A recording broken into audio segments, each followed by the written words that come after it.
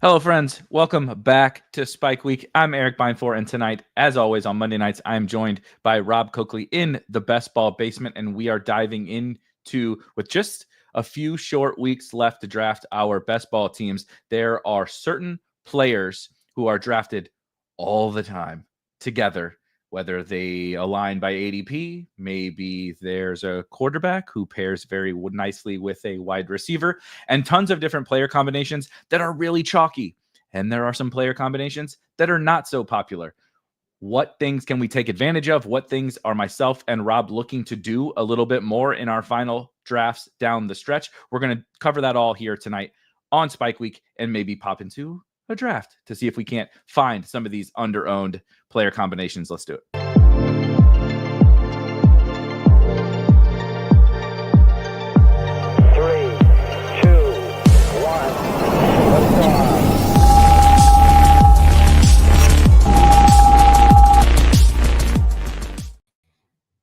All right, Rob, quick peek behind the curtains for everybody. If you can see, hey, Rob's very patriotic here today, and I'm very sunburnt here today because we were joking before we went live that I did some.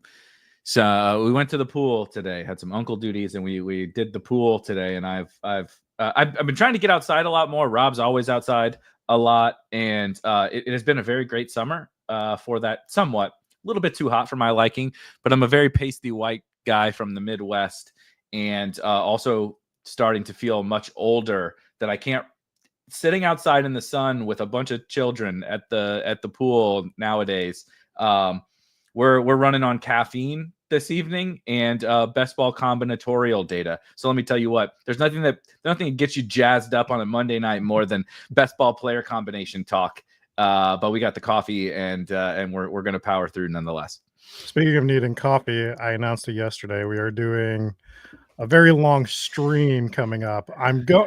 So the goal is going to be, I think it's Saturday the 30th, whatever that Saturday is.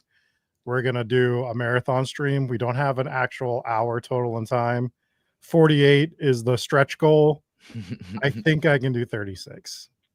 48's the goal, though. 48 is something. I would be utterly shocked if anyone could do 40. Though it's funny you bring that up, and I promise, guys, we'll get to the combinatorial stuff here in just a minute. I don't know if it was who it was, but it kept popping up. Maybe it's because the AI overlords are watching over us at all times. That on my YouTube feed kept pushing me. Some guy was living in a basketball gym until he made 100 free throws in a row. Oh, no. And it was going on several days. Now, so he was live streaming it the whole time, but obviously was not right. He wasn't just live drafting the whole time. He wasn't shooting free throws the entire time. He was taking breaks and such. And I believe he got to 99 once and missed the 100th. I wasn't watching that. I just checked in. And can you imagine being my goal is 48, but I have to start over if I, misclick something or whatever, and screwing it up on the very last pick. I would shut it down. I think that would be the end of Spike Week if that happened to me. Yeah, hard pass.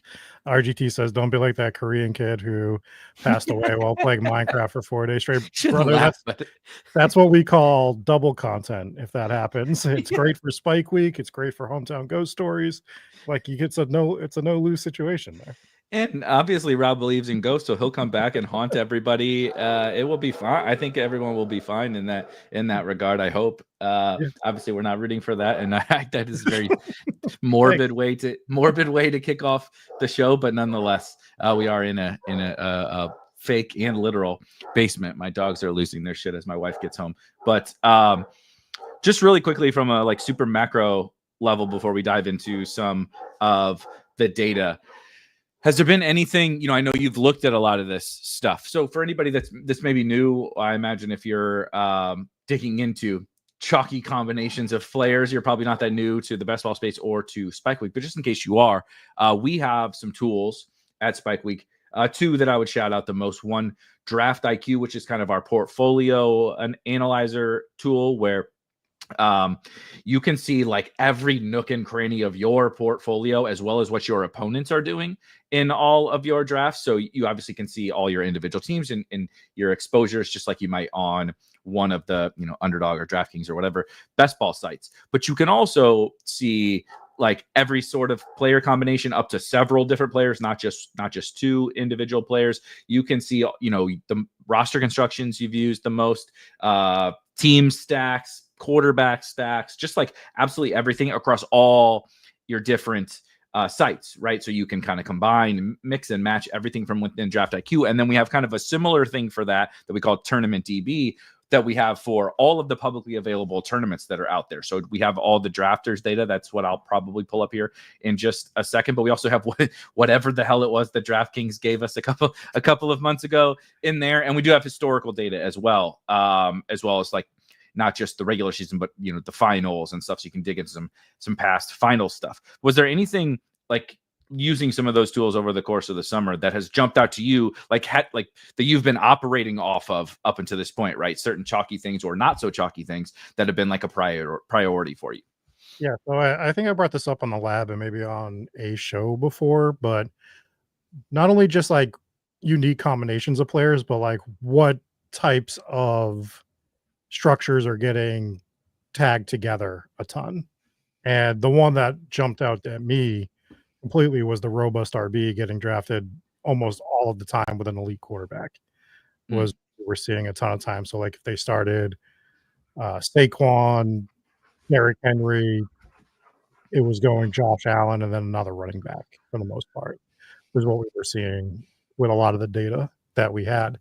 So just looking at that stuff, I mean, obviously the turns of each draft are always going to be where you see the most like common pairings of players, just because it's like click right there, right? Yep. So you see that at the front and the back end, but just that was jarring to me because I've been able to use that to my advantage, where not that I draft a ton of robust RB teams, but as soon as I click two running backs, it's like, okay, I know I don't want to go elite quarterback with this build, right? I want to make sure that I'm getting wide receivers right after this, or just sort of mixing that up a little bit. And I'm an elite quarterback guy. Like that is like part of my portfolio this year for sure. So that's one way to pivot off of that a little bit and make sure that, okay, if 10% of my teams are robust RB teams, then that's going to be a lot different than the other robust RB teams. And I think that's sort of the way I always want to play stuff that I'm doing low own, especially like not even just with draft strategies, but also with players. It's like, if I'm going to draft 4% Bijan Robinson, I want to see what the data looks like with him.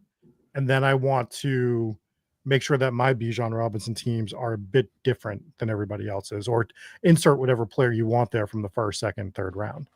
I love that. Perfect segue into some of the literal first things I had on kind of my list to talk about, which I am looking at Tournament DB here. You see on your screen Tournament DB, and I actually pulled up the exposures tab first, just to give this a quick look, because it actually really hones in on what Rob was talking about. And of course, if you have a Spike Week subscription, you go in and within Tournament DB, or of course, this is how we set up the kind of same navigation on all the different tools. But if you punch in Saquon Barkley right in your kind of player combos search bar there, of course, you can see the stuff here at the top, which is kind of what teams, right, are correlating with Saquon Barkley, meaning what NFL teams. So obviously, people are drafting, when they draft Saquon, they're drafting a good amount of Eagles.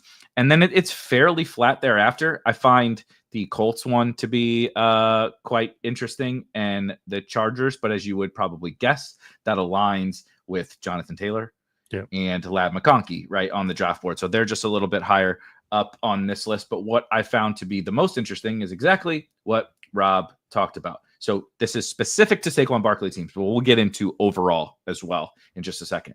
But specific to Saquon Barkley teams, and this is the case for really, like you said, like most first rounders. What's most interesting about the data is it is exactly what we talk about. Like when people are like joking about like bits and memes and like, what is it? Like, how does a zero RB bro draft? How does someone who likes Saquon Barkley draft? It looks exactly like what you think it would look like.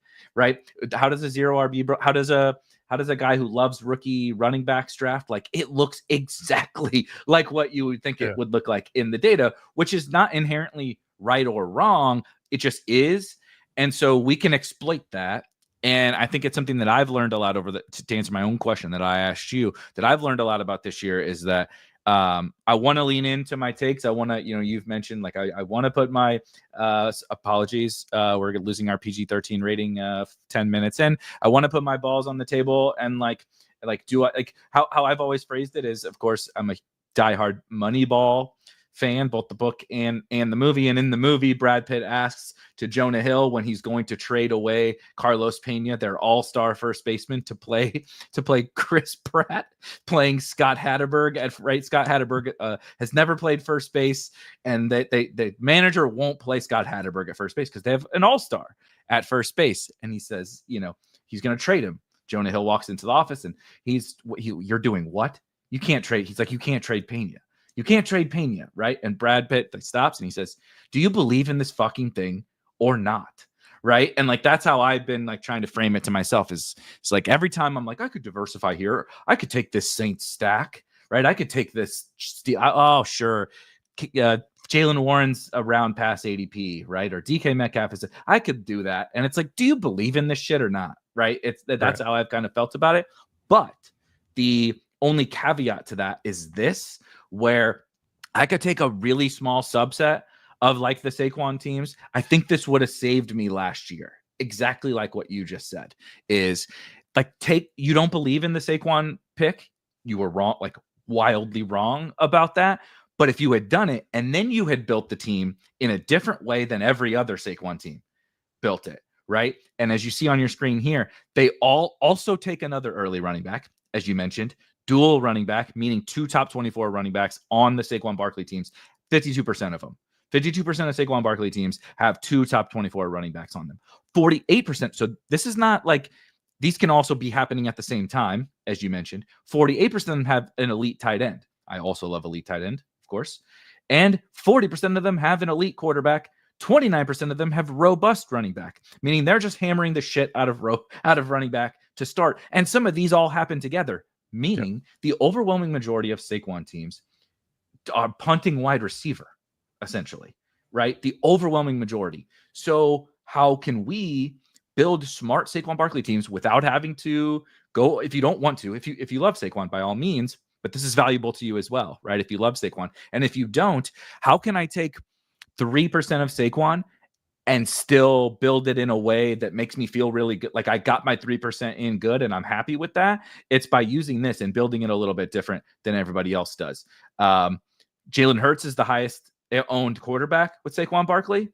So just, hey, maybe don't take Jalen Hurts on your Saquon Barkley teams. Also, Sam Darnold is tied for Sam Darnold and Justin Fields. Very weird. It's not that big of a difference amongst the quarterbacks, but still, I thought it was funny to see. Then the other thing, which we'll get to from an overall perspective, you see in the roster build section, as one might expect, these Saquon drafters also love their onesies, right? Do you see a team, a roster build with less than 5, with only 4 onesies? It takes you down to the 2,792 with 3% of teams.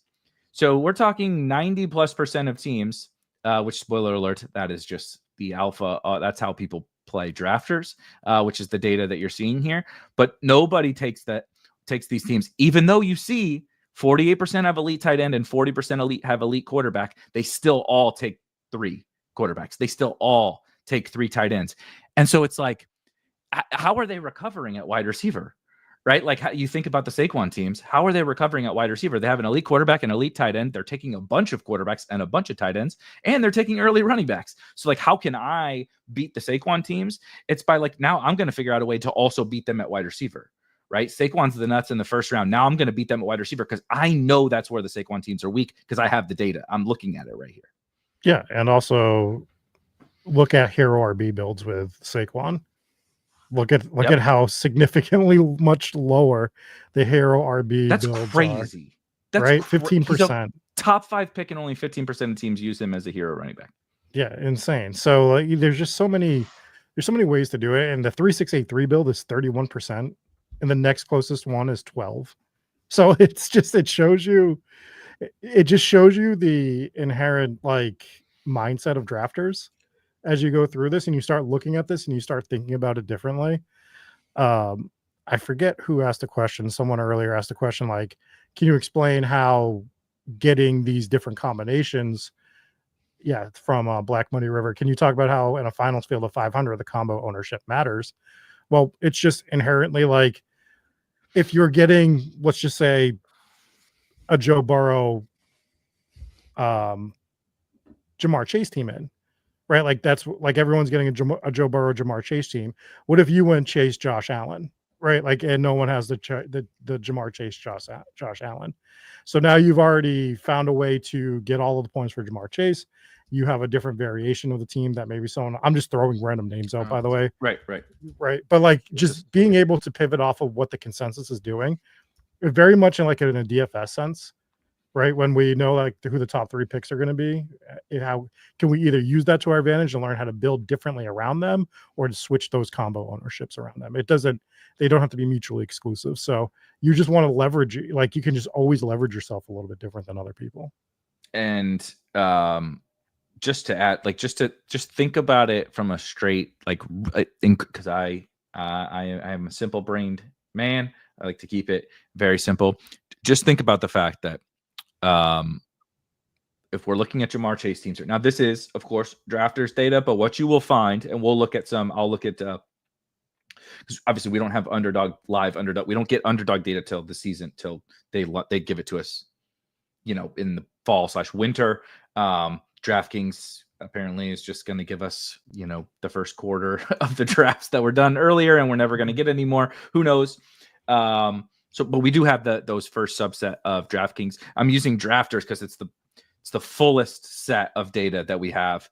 But you can use in Draft IQ, and we will tonight look at within your drafts. Like I can look within my underdog drafts and see how my opponents, we have a tab for your opponent draft board, your opponent exposures, and see how your opponents are building teams. And you can do the exact same thing we're doing here, but with your subset of drafts, right? So I'm looking at the full sample just because it's a little bit better to have a little bit more information. And I think you'll find it's really similar across all the sites. ADP is close enough, and people draft the same way on all of these sites. So the Jamar Chase teams, right? Where's Burrow? Here we go. 32% of Jamar Chase teams have Joe Burrow. If Jamar Chase is represented in the final, 1/3 of those, 1/3 of the teams have Joe Burrow. It's quite likely he's the most likely player to be on a Jamar Chase team in the final, right? If he's the most likely player to be on a Jamar Chase team, period, he's also the most likely player to be on a Jamar Chase team in the final. So, Chase plus his quarterback is there's a whole can of worms we could open by the quarterback stack stuff if we wanted to get into it. But as Rob mentions, if you look at Josh Allen here, 3% of Jamar Chase teams have Josh Allen. And it's like Jamar Chase can have a spike and Josh Allen can beat Joe Burrow in that individual week, right? Because of the rushing, because of that's just, Chase could be the only one who catches touchdowns from Joe Burrow, whatever. And you have 10x more teams in the entire field of this tournament that have Joe Burrow versus having Josh Allen on the Jamar Chase teams. So when you show up to the final, if you show up with Josh Allen, it's like almost impossible. Like the odds that there's even another Jamar Chase plus Josh Allen team is like nothing. So you've instantly created, right? And that's just one individual combination. You've instantly created this way where I now have this one story because I need to beat 500 people in a final. Like you need something crazy, right? To play out in your way. Why don't you take a crazy path that that the other people are not going to have, right? In those finals. That's often how I think about it, is if I show up to the final and no one else has this, would I be excited about that? And some of it is no, right? Because it's like, oh, congratulations, you have a low-owned Jacoby Myers or something. Like, who gives a fuck, right? Mm-hmm. Like, but like you show up. Oh, cool. Nobody drafts Wandale on that team. Awesome. Like, he's not going to win me the tournament anyway. But can Josh Allen go for 50 in a week? Like, you bet your ass he can, right? Jamar Chase could go for 50, and Josh Allen could go for 50, and you're good. you know, like I'll figure out the rest of it later. So I think it's just as powerful in the playoff formats, in the big, like the Millie Maker on DraftKings with 1,000 people in the final, BBM with 500 people in the final. You know, when it is certainly something to consider in the smaller field stuff where it's like, you know, some of these finals you get it's 25 people and that's a very different game. But I think we're all here to try to win millions or hundreds of thousands of dollars. So it's a trickle down effect too, right? So like just to go on this, let's say Josh Allen and Joe Burrow score the same amount of points in week 17. Well, everything still holds true to what you said.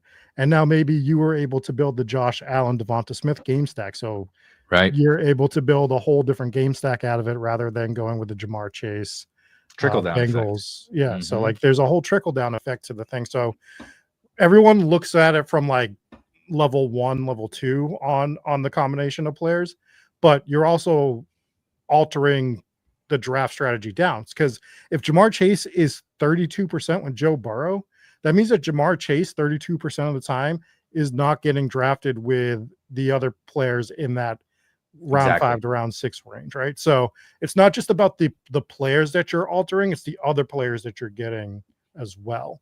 So that's something to keep in mind.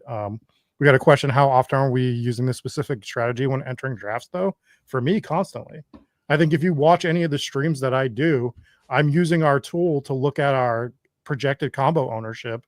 And even if I like a player a little bit better, who cares? At that point, it's about who is a player that I think can have similar production, close to the same thing, and give me an altered version of that roster. So I'm doing it all the time when I'm drafting. So to that end, I want to move over to we have within Tournament DB, this common combos tab that you can see here. And well, first of all, I have it filtered for a couple of things because I thought this was just absolutely hilarious. You can filter for, you know, it has rows and it says rows and columns. But anyway, this is the first column and the second column. You can filter for the different positions. So we can like mix and match, right? Let's see, running backs plus tight end. And when I was just playing with it earlier, the most popular combo of running back plus tight end is Jaden Blue and Travis Kelce. So it's only 671 drafts. It's like, obviously it's not that big of a deal, but Jaden Blue showing up multiple times at the top of the list here, I thought was absolutely hilarious. Just because like, these are the things that it's impossible to find them all, honestly. Like even doing this as much, you know, talking about this as much as we do, looking at the tools, building the tools like we do, you just cannot uncover enough. There's so many combinations, you can't figure them all out. But These are some of the ones that, like, for whatever reason, get stumbled into by the market. And you're just like, there is absolutely no rhyme or reason that Jaden Blue and Travis Kelce should be the most popular pairing of running back, you know, plus tight end. And yet that's happening at a way too frequent of a rate. So I want to look at, first of all, just all of the most popular combinations of players. And as you would expect, it's tons of stacks at the top. So we'll just point those out really quickly. I don't think that the stacks are inherently wrong or anything like that, but year after year after year, the most popular stack is Dak Prescott and CeeDee Lamb, because now they do have George Pickens now, but people feel like once you get CeeDee, people just queue up Dak and feel like it needs to be a Dak team. He's your first round pick. People think about, they always want to stack with their most expensive players. Dak always goes wherever CeeDee is going to go on the board. Dak is going to go in the same spot 6 rounds later or whatever. Like every single year. That's just what until Dak is gone from the Cowboys. That always happens. But that's the most popular one. But there's plenty, right, of these very popular stacks as one would expect. Just something to think about, that there are some quarterback plus wide receiver stacks that are not as popular as the others. And I just wanted to scroll down the board a little bit to see some that just like sort of jump out to me a little bit. I thought Geno stuff, particularly Geno plus Brock Bowers, was quite interesting. That it's, you know, it's certainly not like there's 1,100 teams, right? Almost 1,200 teams of this. It's not nothing, but it's, I mean, I had to scroll a while, right, to get down to the Geno and Bowers team. And like, Brock Bowers is absolutely incredible. Part of the reason why we're excited for Brock Bowers is not just Brock Bowers. It's because they got Geno Smith, right? And yet the market isn't going out of its way so much to draft that stack together. So I found that one to be interesting. Similar, kind of a very similar idea, actually. Drake May plus Stephon Diggs being just like a meh owned stack, I found to be pretty fascinating, given the fact that like part of the problem for Drake May was they had no weapons last year, and Stephon Diggs is the weapon, that they added, the main weapon that they added, and he's not that popular. And this is just, what are we doing, guys? Like Jalen Hurts plus AJ Brown being lower owned than Joe Burrow plus Mike Gesicki and Bryce Young plus Jadavian Sanders, and like Joe Burrow plus T Higgins is more popular than Jalen Hurts plus AJ Brown. Like, crazy, man. So there's always some little stuff that you can find in here, but as you would expect, you guys can scroll through here and see some of it. I find the non-quarterback stuff to be the most interesting, because you would expect the quarterbacks to be paired frequently with their pass catchers. They should be. They should be, at a much higher clip. But this is where you start to see where guys align on the draft board. Mm-hmm. Obviously some teammate correlations, but also where guys align on the draft board. This is crazy. Yeah. The single most popular pairing of non-quarterbacks is Bucky Irving plus Jamar Chase. And it is a gap. They are gapping the field, right? There's only what's this? 5 other combinations that have been done more than 800 times. And this one is almost 1,100 times, because when you draft Jamar Chase in the first round, obviously there's a very small subset of players that map to his ADP on that side of the board. You probably might want a running back because you took a wider, and so you're like, well, Bucky, this is awesome. Of course, I get Bucky Irving, and it's like you're instantly now like putting more pressure on yourself to draft a team that is different from the other Jamar Chase Bucky teams, which is not, again, it's not that you can't win that way. It's just like, be cognizant of that, right? That's the whole theme of the show tonight is, of course, we're proponents of drafting differently, but we're also proponents of, even if you do lean into these chalky combinations, like I very much like Jamar Chase, Trey McBride on the playoff format sites. That's a popular combination, but I better know that it's popular, because I got to figure out a way to not just build the exact same Jamar Chase, Trey McBride team that everyone else builds. And in this case, Jamar Chase, Bucky Irving. But that goes right to it, right? It's, now you know that when you're building your Jamar Chase, Trey McBride teams, you probably don't want to do it with Bucky Irving, because it's probably one of the most done combinations of those 3 players. Let's so DraftKings says, just now move yourself off of that triple stack of those guys, and maybe grab somebody a little bit past McBride, or and just to make sure you get a different version of Jamar Chase, Trey McBride. See, here's just quickly, sorry to cut you off, on the DraftKings side. Of course, this is just the subset of data that they gave us, whatever it was, a couple of months ago. So it's missing the last however many thousand million maker drafts. But at that time, you see, again, the very top of the board, what do you see? CeeDee Lamb and Jake Ferguson continues to show up, by the way, over on DraftKings. But not as much Bucky Irving over here. It's actually Josh Jacobs. Substitute out Bucky and put Josh Jacobs in over on DraftKings. I'm curious how that looks now. I don't think it would be Josh Jacobs anymore. He's fallen a bit from that spot, and Bucky's up. So I think it would probably still Bucky there. But what you do see is these 3 guys are what people are doing, right? They're double tapping the Bengals, and then they're taking Trey McBride. Yeah. And so if you start Jamar Chase, T Higgins, Trey McBride, like, guess what, dude? you are doing the exact same start, which again is not inherently wrong, but it is something to make sure that you have in the back of your mind while you're continuing to do that draft, to find a way to build something a little bit different than everyone else. Yeah, it's not always about fading the common. Just to reiterate, it's not always about fading the most common combinations of players. It's about just knowing them and just drafting around that in a different way. Just trying to figure out how to make that a bit of a different version of that team. Hell, I want a ton of Jamar Chase, Trey McBride teams, but I'm cognizant of the fact that if I'm doing that, how can those teams be different for me? Is it as simple as doing more Kyler teams with that?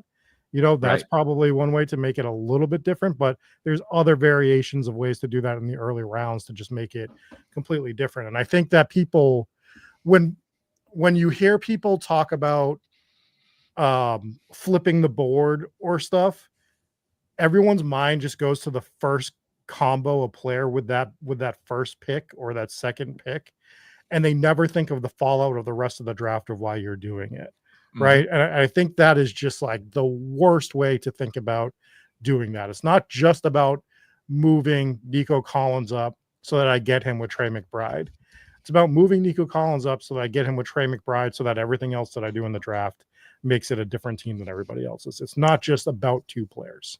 And you can, to add to that, you can do what we just talked about. Because I'm like, look, we're staring down the barrel at this. This is on Drafter, so there is no week 17 aspect to this. Like I think it was South that asked about, are there a lot of week 17 correlations and stuff in those combos? Definitely. It's a little bit more of first couple rounds side of the board stuff, as well as quarterback plus one of their pass catchers are the most common in terms of chalky pairings.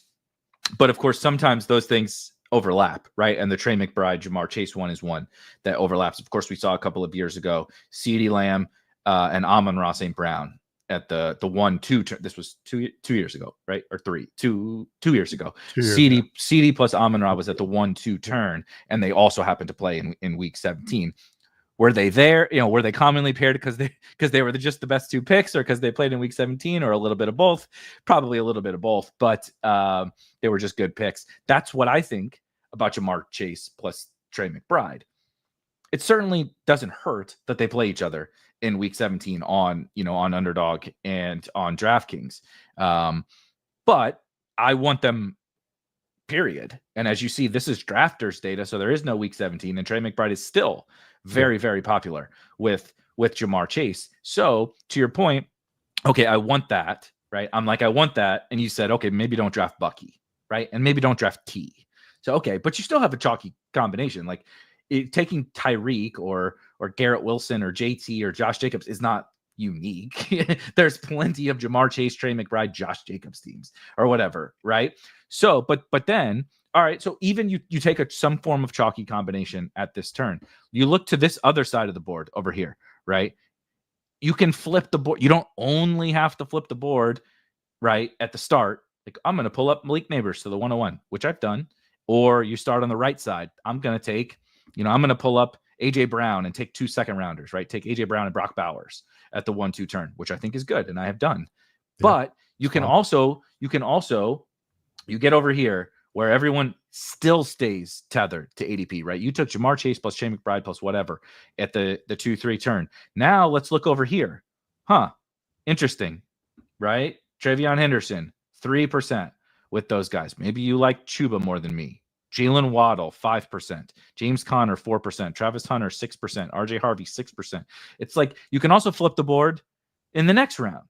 Or just like those, these are all, there's so many levers you can pull. There's so many different ways to go about this. I think the shortcut for our brain is to do it in the first round or the first 2 rounds, which I think is kind of the most impactful way to do it, but it's not the only way to do it. And I just wanted to bring that up because we're both talking about like, well, yeah, you guys said do these unique combo things, but you also both said you would like to have a lot of Jamar Chase and Trey McBride. So how are you functionally doing that? And to me, it's like, well, I also love Travion Henderson, but he's only 3%, with Jamar Chase teams. And so I can just like slide him over. I can slide whoever. Nobody drafts.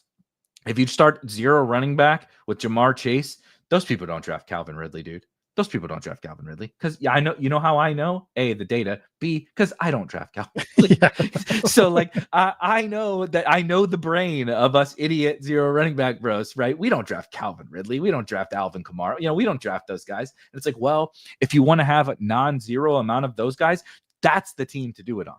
Do it on that team because everybody that drafts that team, they would never ever, they wouldn't dare take Calvin Ridley on that team. But you of course can do it with the Travions and stuff too. Yeah. Can you pull up Ginty's profile on this? Because I want to. He's going to be a funky one with the fall that's happening now. Don't you? Yeah, know? But he only had 3 carries for -1 yards in the preseason. Even so, right? Like, let's say that you want to do like 10 to 15% of your teams. You want to do robust RB teams, right? Now, let's say that you pull Ginty up to the 103. And I think a lot of Jonathan Taylor teams and a lot of Josh Jacobs teams are robust RB teams. But if you pull Ginty up to the 103, you can pair him with Jonathan Taylor, Josh Jacobs, get an absolutely different version of a robust RB team and like be off to the races with that particular team. If you want to do it with Devon Achane, there's probably around similar stuff as well. But this is why it's powerful. He's 1% with Jonathan Taylor right now. He's 3% with Josh Jacobs, and he's moved a little bit, right? He wasn't static. So even with him moving a little bit, these other guys didn't move. So their sides of the board never really came into contact with each other too much. So now if you take Ginty with Jonathan Taylor, I guarantee he's probably not with Josh Jacobs as well. So, I mean, you don't have to just do it from a player perspective, but like you could go into your draft with like, I want to get a robust running back team, or I want to get a hero RB team, but I want to get a different version of it. And then you can make your decisions on how to move players at that point as well. So there's just so many ways to do this. There's one team in the entire drafters main event with Ashton Ginty, Jonathan Taylor, and Josh Jacobs. So to your point, you either want to try it out, or you are more into, the robust running back structure. It's like, well, how do you get one that nobody has? That, dude, what you can pull Jonathan Taylor up, right? Take Ginty at 12 and take Jonathan Taylor at 13, sure, right? And then do it with George Kittle or whatever on that side of the board. I don't think that the 3-4 turn running backs are as good as the 2-3 turn running backs, right? Like you just mentioned. I mean, Jacobs is there, Bucky is there, JT is there. Hampton is now not going to get back to you at the 3-4 turn. So, and of course you would be like, you want to talk about giving away some alpha, like go ahead and do Ashton Ginty, Jonathan Taylor, and Marion Hampton. Congratulations. You're the very first one of those in the entire drafters main event. But like, you just quickly see, like, it just, the only reason there's no one drafts Ginty and Jonathan Taylor is because we draft off of a list and we think that player 15 is just, you cannot take player 19 over player 15. You can't take player 14 over player 9. Right. Yeah. And it's like, but like, that's not true. Like in an auction, like you show up to an auction. If you got Ginty and Jonathan Taylor on your team together, would you be upset? Like, I don't think so. No. Right? Like, not at all. Especially if you're a robust running back, bro. Now you add Josh Jacobs to it, and like that, what's the problem? Right? I don't see what the problem is. But because we draft off a list and we're drafting snake drafts in these best ball tournaments, we've like pigeonholed ourselves into certain combinations of players that are good, that we think are good and bad.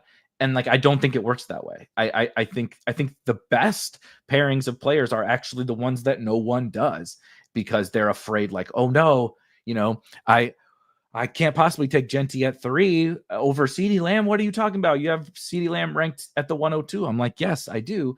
But like, that doesn't mean I want to forego some other opportunities that are what I always try to call like I'm trying to exploit my opponents. This is an exploitative strategy that we're talking about here. It's not a I know ball strategy, right? That's my rankings. If you want one draft to rule them all, right? Yeah. To use the rankings and say, here's who I would tell you, which by the way, you're not going to enjoy if you're an ADP bro as well.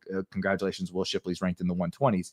But like, you're going to draft the best players off of a ranking set. Cool. If you want to also mix in some of these where you're like, well, I like Ginty and I like Jonathan Taylor, but if I just draft off the ADP list, I'm never going to get them together. Do you want that? Maybe not, but you should explore some of these and see, like, you'll find some stuff that we're not even going to talk about here. Like, nobody ever has Nico and Bucky together or whatever, and it's like, and I like Nico and Bucky. Why can't they be the two winners in the first 2 rounds? Like, there's just an endless list of those that I find myself like, honestly, it's a little bit of like brain overload over the summer where I'm like, I end up finding you can't get them all, but I end up latching on to certain ones. But I think that everybody's going to find certain ones that they like that are better for them, that they prefer, because we all have sort of different, different. We all go to Baskin Robbins and get a different flavor. Yeah, which is fine. It's about just being able to do different things than other people. And one of the points we've made tonight is how everybody just like gets tethered to the ADP. The other thing is the people that are very smart in this field, they get tethered to season-long projections.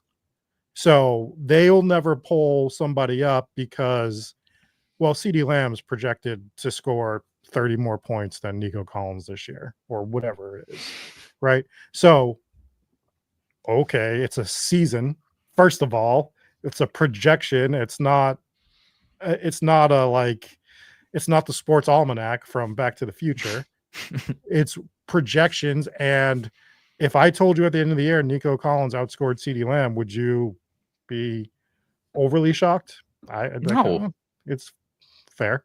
It's fair.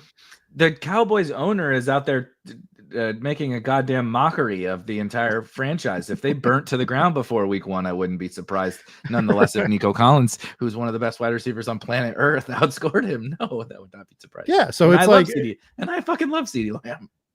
So you're being able to take advantage of the people that are ADP tethered and the people that are just frankly scared to try something different. And I just think it's such a powerful tool to do that. And you don't have to do it every draft. It's not something you do every draft. Like, I'm not telling you to go get that robust combination every single time. But like for me, if I'm doing robust drafts, man, I don't want to do a lot of them. So if I do them, they better be different than everybody else's. It cannot be the same version of everybody else's robust RB teams, because there's probably already better versions of what I'm doing in that if I just stay static to the ADP, because other people are just continuously doing them because that's the way they like to draft. So they have so many different versions of that team. So why don't I just get a completely different version? I swap out Saquon for Ashton Jeanty. I get Bucky Irving. I get Jonathan Taylor. And now we do something different. And now I even draft my robust team a little bit different than the other robust drafters, because I'm not scared to hit receiver for 5 straight rounds. So I think that just being able to again put your nuts on the table and do something completely different, it's powerful. Gives you such a different team. One last thing to that end, I know we've mentioned Jeanty a lot, but I've heard, and because I think it's sharp, because I've heard it from sharp people, and I think it's totally spot on, of people being like, and especially it's relevant today for anyone that have seen the San Francisco like I've joked, playing running back for the San Francisco 49ers is like, there's someone on planet Earth with one of those voodoo dolls or whatever of everyone who signs to play running back with it really just signs to play football, period, for the San Francisco. I'm surprised. Maybe it's Brock fucking Purdy or something. I don't know who has the voodoo doll, but someone has one. And because it was Amir Abdullah that went down today. Yes, he was on the San Francisco 49ers, which probably didn't seem relevant, but Isaac Guerrero is out, Jordan James is out, and now Amir Abdullah is out. They don't have running backs on the fucking team in San Francisco. It's CMC and Patrick Taylor. Yes, Patrick Taylor are the 2 running backs for the 49ers. So people have mentioned, and it was just, was a part of my mind with the Amir Abdullah news in 2025, that people said, like, well, like, if Christian McCaffrey is just Christian McCaffrey again this year, like, shouldn't he just be the 101? People have said, and you're like, probably, you're like, yeah, probably, yeah, probably. And yet people think that, and I think it's totally reasonable. But if you would pull him up to the 101, right? No one will pull him up. That people will say, I think maybe CMC would just be the 101, right? If he's Christian McCaffrey. So in that scenario, would you consider taking him at the 101? No one will do it. And we can see it again in the data. He is wildly paired with Derrick Henry, which is hilarious. AJ Brown, Brock Bowers, Drake London, right? All the guys on the right side of the board, because generally over the summer, he has gone on the right side of the board. On the left side, Trey McBride, 2%, T. Higgins, 1%, Bucky Irving, 1%, Jonathan Taylor, 2%, right? So you can do the same thing that we just talked about with Jeanty. If you're a little skittish about the rookie running back who just had 3 carries for -1 yard in a preseason game, you say, oh, that Christian McCaffrey guy, he's pretty good. Do it with him. Yeah. And you get the exact, it's the same fucking thing. And but no one will do it. Everyone will say, I could see the scenario in which Christian McCaffrey's the 101, but no one will draft him like he's the 101, even though it, we see how powerful it can be over the course of a season. The entire left side of the board, the only guy who people draft with Christian McCaffrey on the left side of the board is Calvin fucking Ridley. so don't do Calvin Ridley on your CMC teams. Do Devontae Smith, who's 3%, on that side of the board. Like there's just like so many of these that you can do that I know it's easy to just like fall into the robotic state of, I'm cooking dinner or whatever, and I'm drafting my team. I'm trying to get my exposure to all my different first rounders, and you just because I do it, right? We're talking about this here, and I still do it too. And you just you take the best player available, and you get to round 10, and you're like, fuck, man, I drafted everybody. This is exactly how everyone drafts their Puka Nacua teams. Yeah, but if you draft 200 teams, right, and you do it 50 times, you're only doing it 25% of the time of your roster, and that's still significantly more than everybody else. If you're drafting 500 teams, you do it 100 times, it's 20%, and it's still way more than everybody else. Mm-hmm. What we're saying is it does not have to be every team. We are drafting a portfolio of teams, right? We're drafting a bunch of different teams that we are just putting through into our portfolio, and just to be cognizant of just not going through the motions on every single team, using some brain power to think through when you are drafting. Sometimes if you can't get to the desktop to do your drafts all the time, when you are at the desktop, use that opportunity to be the ones that you're making your variations of your teams, right? And when you're drafting on your phone, just at that point, do what you want to do then. But it's drafting. I went through this yesterday. Someone was upset that I took who did I take? I think I had Josh Allen, and I took Kyler Murray as my second quarterback because I didn't have any. Why would someone be upset about that? Well, because I'd used too much draft capital, obviously, Erik, right? Like you can't use that much draft capital. But when I was looking at my all your favorite picks are like in the late rounds right now. Right. Like, is that why can't I take a guy in a pocket that I don't like anyone when I know I like a lot, right? Just because I drafted Josh Allen. Like, who gives a shit? Yeah. And at that point, I looked at it. I did not have any Kyler Murray, Josh Allen teams on drafters. And I like both the Bills and I like the Cardinals. So I want stacks of those teams together on at least one team. I want to make sure I have a Buffalo, Arizona team, right? Or whatever. So doesn't mean I'm doing it every time. It just means that I'm building out my versions of teams that I want to have as we do this. Most importantly, I'm just, for the sake of the bit, I'm just going to assume that you were the last person in the drafters main event to draft the Josh Allen, Kyler Murray team, and you were the 69th. Oh yeah, Josh Allen, Kyler Murray team, which I'm pretty sure that's good juju to be the 69th. team. But again, look, 2% Kyler Murray. I'm just going to spitball a couple quarterbacks really quickly. Brock Purdy, 5%. What was Geno?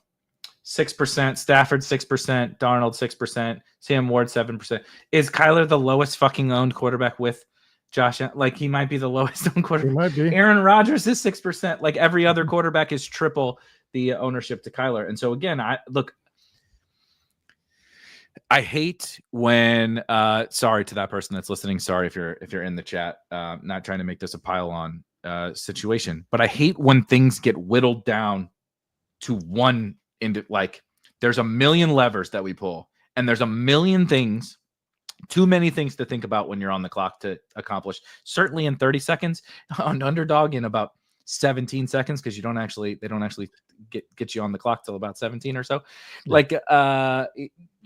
There's only so many things that a brain can process in those 15 seconds that you have when you're on the clock. However, there's like so many different things that you should actually be thinking about when you're on the clock. When someone just says draft capital, oh my God, you can't do that with draft capital. It's like, well, what about, like you said, what about my portfolio? I don't have this combination, and I like both of these offenses. No one does this. It's 2%. Every other quarterback is 6% with Josh Allen. He's 2%. Right? It's like, maybe I got an ADP value on him, or maybe whatever. It's like, there's like all these different there's like 20 things that play into every pick that you should make. We probably only address them. We probably only address like 2 when we're actually thinking when we're on the clock, right? It's like, how much exposure do I have to this guy? And like, what's his ADP? It's like the only things we actually think about, but there's so many things to think about when you're actually on the clock. And so that's why I think these kind of shows, they're helpful for me. It's selfishly helpful for us because it's reminding us, because we'll get robotics, right? I'll do some drafts after we're done here probably and be like, have to like, hey, hey, idiot, remember what you just talked about? Don't just fall into that trap, especially like I'm in so many slows right now, dude. It's so painful. I'm trying to max the eliminator and you can't get a goddamn fast draft to fill. So I'm just like piling into slow drafts and it's just like, I was literally sitting at the pool today on the clock and like 40 eliminators. It's fucking 100 degrees outside. I'm sweating my ass off. I'm sunburnt. There's kids everywhere, and I'm like, just whatever, like who is at the top of the queue? Just like give it to me every single time. And so like we all fall into that trap, but like some reminders are super helpful. Was there any, I have one more thing to pull up. Were there any other like, we talked about a lot of the like chalkier stuff and then some manufacturing, some combos. Was there anything else that you have kind of stumbled across from a lower owned combination perspective that was notable to you? Nothing that jumps out into my head because it's more been like specific, like 3-man combos and 2-man combos. And we talk about a lot of those in the Discord and sometimes in the lab as well. So make sure you're in the Discord because you get a lot of these. This made me laugh. Kevin Gates is in the chat. He doesn't get tired. So like I just think like the way I will end my thoughts on this is if you're drafting certain types of teams and you want to try to get them different, use these tools for that. And if you're going to draft low amounts of certain structures, even more so use these tools to 100%. Figure out how to get them different. Right. So I think it's an better for those. For both. It's probably better for those. I think so. I think it's better for those, but I think you can supercharge teams both ways. I think it's more important for the lower owned structures that you're going to do because you just want them inherently to be different. That goes with players, just like not even just structures of teams. It goes for players as well. If like, you're only going to end up with like 4% of, to your point, Christian McCaffrey, make that 4% Christian McCaffrey completely different than everybody else's Christian McCaffrey. Totally. Just a couple quick questions, comments, and I have one more. We'll pop into a draft here. I need to, I don't know if you wanted to do one as well. I haven't done my daily drafters draft, and I need to check mine too. I need to check that box. So we'll pop into that here in a few minutes and complete that. I'm going to try to hit the full 30-day. For anyone that has, if you haven't played on drafters yet, do it. Use promo code SPIKE. You get 100% deposit bonus. If you haven't tried the Spike Week tools, if you deposit with code SPIKE, you can get a free month of the Spike Week tools. We have another promotion coming with drafters that I can't quite give away just yet, but probably later this week. And then they have a special August promo going on right now that if you hit 10 days in a row, you'll get a free ticket plus a free pick'em ticket to use in season. And then they also have 20 is 2 free teams, right? And 30 days in a row is 3 free teams. So I'm going to try to hit I'm so far so good, but we got a long way to go. I'm going to try to hit 30 days in a row and get those 3 free tickets plus a $30, $50. So the first one is a $10 pick'em ticket for 10 days. 20 days is a $25 ticket. And 30 days, you get the $25 pick'em slip. 30 days, you get 3 $20 main event entries plus a $50 pick'em ticket. And brother, we're turning that $50 pick'em ticket week 1 into fucking straight lottery. We're gonna have some fun with the ticket, but nonetheless, go check out our good friends over at Drafters. And if you comment on any of our videos this week, by the way, if this is your first time watching on Fridays, so I'll be live.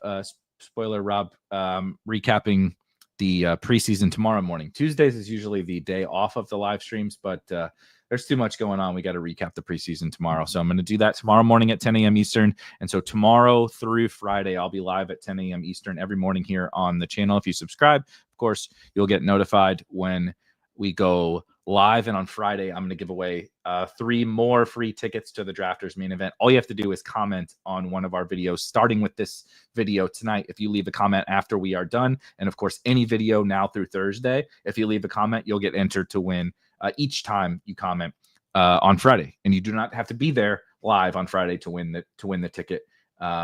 Just hit me up afterwards, or I'll hit you up hit you up afterwards, etc., and we'll get you the free ticket. But Shuby also said, I try to only do this is great EV, by the way, because I feel this misery. I try to only do slows for cheap contests because I just rifle through those picks with zero thought. It's like we're sitting here talking about like, and I do this when like my afternoon picks rock in the slow drafts because I'm sitting at my desk. I got Tournament DB up here. I got Draft IQ. I got my Draft Hacker, right? I got the multiple screens. We're good. Like it's golden. I'm pulling everything in that I want to pull in. In the morning, when I wake up and make the picks, they're on the phone in bed. Okay. So it's just, oh my God, I got to make 80 picks, in the next hour. So click. And then before bed, we took the performance enhancer.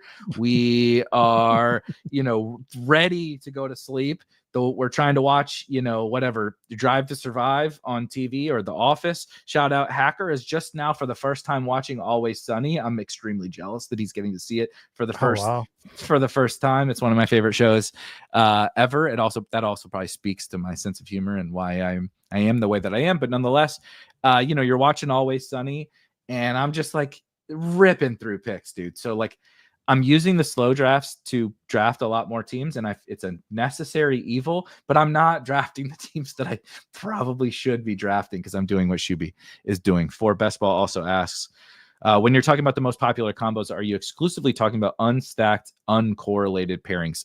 Yes and no. I think those are the ones to be the most cognizant of. There's not like Joe Burrow plus Jamar Chase should be more popular, right? Dak Prescott, CeeDee Lamb should, quarterback plus receiver just inherently should be more popular. They should be the most popular pairings. But when you get Jamar Chase plus Bucky Irving in a cumulative scoring, right? They don't play in the playoffs either. But even if they did, like in a cumulative scoring, there's absolutely no reason that they should be like 6x as owned together compared to other ones. So that's generally what we're talking about, though there's kind of some subtleties to that as well. Shout out Updog. I know he's big into the combinatorial ownership, and this is a great username, though I don't know how to say it very well. Bink King. It's a difficult one to say, but definitely check out the tools. One last thing before we pop into the draft. Setting aside the specific player type combinations, there are a couple of things in terms of how our opponents are drafting this year that I thought was particularly notable. We talked a little bit about it at the very top with Saquon. The quarterback stuff is all extremely flat. I actually think the guys here at the top that are just a sliver more stacked are very predictable. Kyler Murray is just a sliver more stacked than the other quarterbacks because when someone gets Trey McBride or Marvin Harrison, Kyler Murray is, of course, aligned right there, and there's no one else you want to pair with it, right? Kyler Murray, nobody wants, especially now, Michael Wilson might be getting buried by Zay Jones, which doesn't seem great. So Kyler Murray is being stacked a little bit more frequently. Tua as well makes a lot of sense. It's the quarterbacks who go after their guys, and there's really no one to backstack them with. End up being the guys paired very frequently. Same thing for Jared Goff, right? All the Lions, besides Tesla, go in front of him. Going right to left here. Team structure, similar to the Saquon stuff we talked about. 50% of teams draft 2 running backs in the top. So our definition of dual running back, 2 running backs in the top 24 by ADP. So for reference on drafters, that means 2 running backs before Isaiah Pacheco is how that works. So 50% of teams have 2 running. So not just one would be hero. Only 12% of teams have just 1 running back at the top, right? The Saquon Barkley thing that we talked about before. Scroll down just a little bit more. 2% of teams start with their first running back is Isaiah Pacheco or cheaper. Only 2% of those teams start. And like, it also really popped to me when I saw that it was Isaiah Pacheco, because like I kind of going to get a little bit more of him. I think specifically on drafters, because Eli Mitchell looks terrible. Kareem Hunt looks real terrible. And he looked terrible last year. I know his longest rush was like 7 yards. He's so cooked. But specifically Pacheco looked kind of back in the preseason game. He also took all the work with the ones. So I was like, damn, only 2% of teams, and I can actually start with Pacheco or like Tyrone Tracy, another guy I'm trying to target a lot more right now. Looks pretty good on those teams. But then, of course, right, you just see it's like all non-wide receiver stuff. Obviously, elite wide receiver kind of at the top.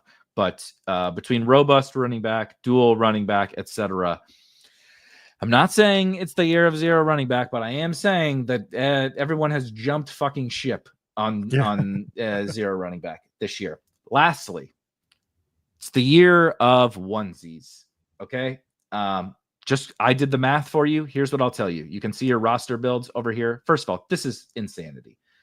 1/3 of the 45,000 teams. 45,000 teams have drafted 3-6-8-3.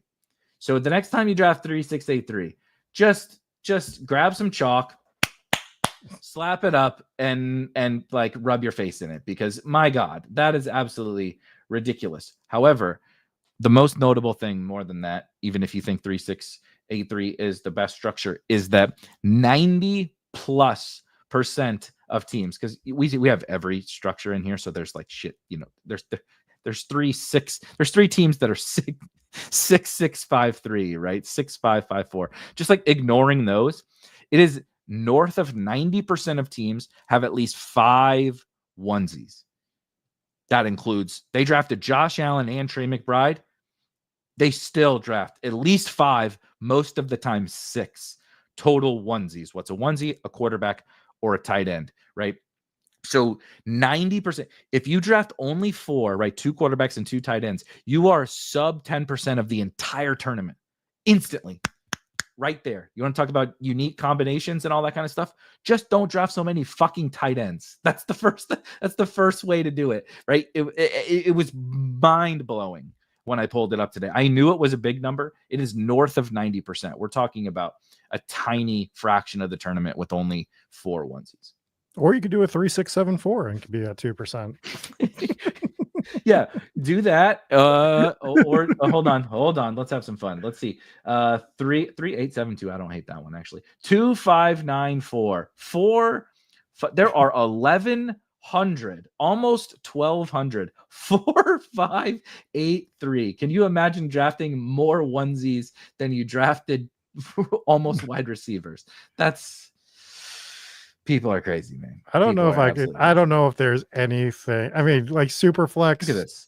This is maybe crazy. But 4 quarterbacks in anything, just 3 quarterbacks, 5 running backs, 8 wide receivers, 4 tight ends is more popular than 2-6-10-2. That's insane. Absolutely insane. Wild times. We're going to pop over. I can look this up as we pop over to get into our drafters main event here. Dude, does StreamYard ever do this to you? That when I'm sharing my screen, my what do you want to call it? My keyboard gets all screwed up and won't type in on my external monitors. I haven't had that problem yet, but I believe it because I've had every other problem with StreamYard. Dude, it's absolutely miserable. Are you in this next main event? I can jump in now. Click. Good thing that I know the positive thing about StreamYard. Shout out to them.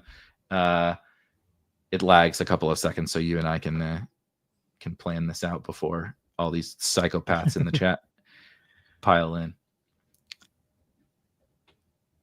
They also dropped a new $3 buy-in today on drafters. I think I'm going to max that one. I also think I might try to max that one because I only got I think I got 100 in the first $3. Dude, I don't know what it is about spending $450 and getting 150 teams with a shot at 25K. Yeah. That's like, that's just catnip for a best ball sicko. I'm like, only for like less than $500 and I get to sweat that many teams and like life-changing money is at the top. Sign me up for that. And I get to just load my queue with a bazillion slow drafts. Hell yeah. Yeah, exactly. You see, this I've completed a bunch. This feels good. Like, you see how quickly that scrolls? and it's about to get bad. It's about to get real Yeah. with that new $3. I think I only have like 20 in the super flex, and I wanted to max the super flex too. So like, I don't know what I'm gonna do. Honestly, I really don't. All right, where are we? This here? is nice. The 103, huh? You're 103. I'm 112. Oh, speaking of, okay, either your show from yesterday, Josh Allen plus Kyler Murray, or my team here that I draft today is going to win the drafters main event because they're both blessed by being the 69th of their kind. Beautiful. This is my 69th team, and that was your 69th. That was the 69th Josh Allen / Kyler Murray team. Perfect. For Best Ball says, seems like the snake eating its tail based on the percentage played. 3 quarterback will probably win again, and next year it will be the same as this year. That's the thing. Everybody goes and looks at like what won, right? What advanced the most? What percentage of the final team had 3 quarterbacks? It's like, if 95% of teams draft something, what the fuck do you expect the finals are going to look like? Like, I hate that so much. That might be one of the biggest pet peeves I have, and I have many a pet peeve that people have learned over 5 years here at Spike Week. Most of them are stupid, which I mentioned on the show Friday, that I can't do the drafts when like, so like for the flagships for like BBM or something, I can't leave it on like an odd number, like at the end of a day. So like I did my whatever, like 101st BBM on Friday or something like that. I don't remember what the number was. And I was like, I'm going to have to do 4 more today, or it's going to fucking drive me absolutely nuts. But it's so even numbers, but also then like 5, 0, an even number I could maybe do, but my OCD will play in. Like I'll be anxious if I'm like, this is my 97th BBM and I don't do another one the rest of it. So like this being number 69 is funny, but I will have to do another one tonight, or it will like trigger me.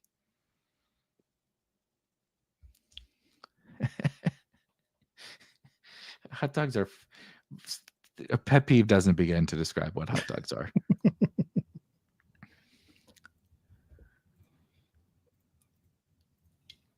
I have to go sign into Spike Week right now so that I can pull up my draft hacker,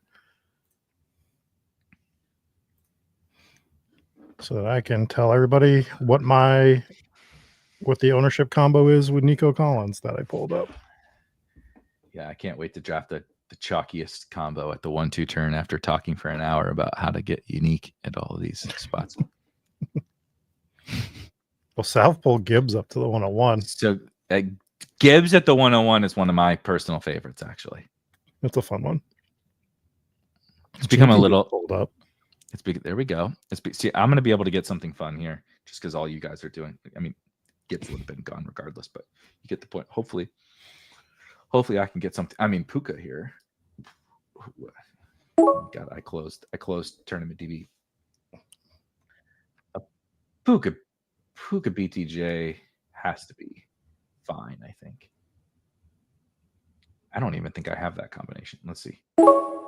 Yeah, I have 2% of my, so I don't give a fuck if it's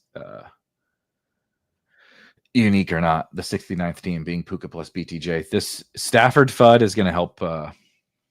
It's going to help with Puka teams. You'll be able to play around with some different Puka stuff. And I get it.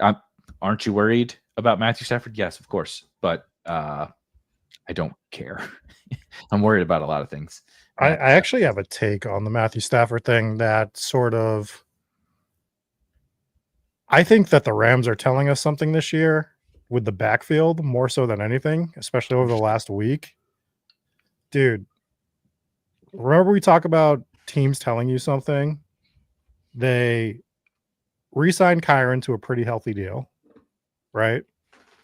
They play Blake Corum to start the first preseason game. He gets a lot of the run. Blake Corum, yep. And Stafford has this back injury. And what is one of Kyron's best abilities on the football field? Pass protection. Like, dude, he's just going to be on the field the whole time again. Yeah. It's just going to be Kyron all year again. Yeah. I think it was Shuby who we pulled up one of his comments in the chat mentioned as you make your pick that he was like, I think it's actually bearish for like they're talking up Corum and people are like, oh, did you see Corum, got the start in the preseason game and all that? He's like, I think this is bearish that they're just like letting Corum out there to die for like all this long in the doesn't mean it's bullish for Jarquez, but to your point, I think it just means like spoiler, they still love Kyren Williams, guys. Like I don't think anything has changed about their Kyren Williams love. I don't think Corum looked impressive at all.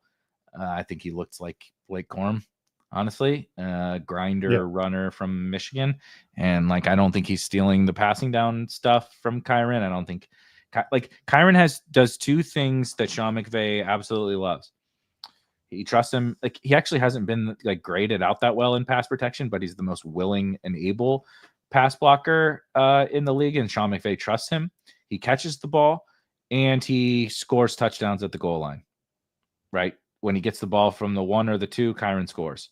And so I don't know, man. We can hate the Kyren stuff as much as we want, and I have a bunch of Jarquez Hunter bags that don't feel so fun anymore. But I think it is what it is. It's gonna be Kyren Williams. Lad McConkey, 3rd round is also quite fun. Are you just incessantly buying the dip? I'm trying to get in more drafts to get this Lad dip because I was like actually like I think I had like maybe 7% or something in the 2nd round, and this feels like a gift from the gods. Keenan Allen FUD for Lad McConkey is beautiful. Wild.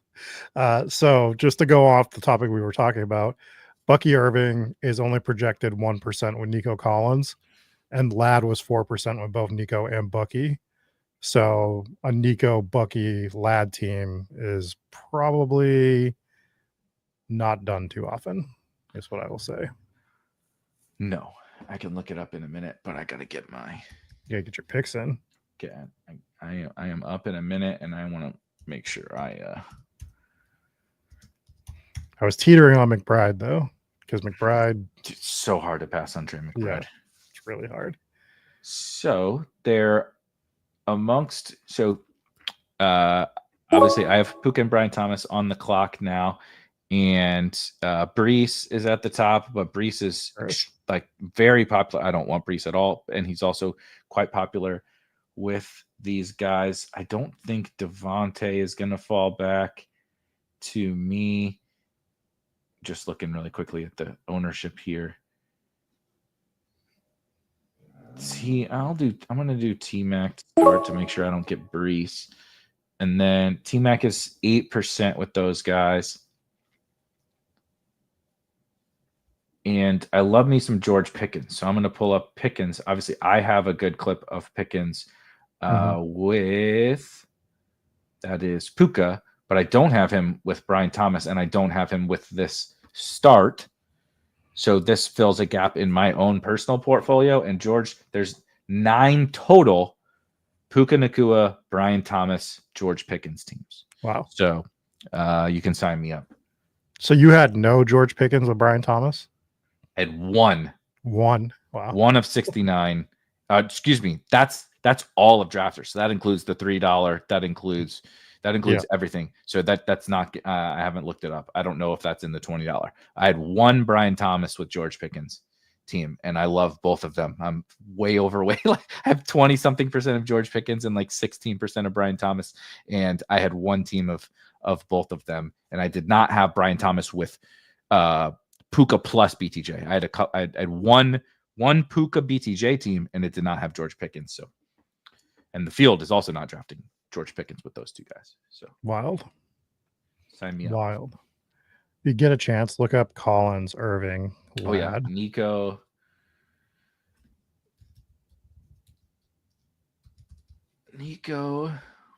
Bucky. All right, so hold on. Nico plus Bucky, and you took Lad over McBride. That's the first. No. Nico, Bucky, Lad. Yep. Second total. There's only 2 of them total. You're the other one. McBride would have been the same. Yeah. Also would have been the second. It just by pulling Nico up and getting Bucky. There's so few there's so few of those, it doesn't matter. Yeah. Well, we will take it every time because it's a lot of fun. It's a fun start. Don't take Chuba. Chuba's the most popular guy with the. It's kind of funny. With Nico? Nico plus Bucky.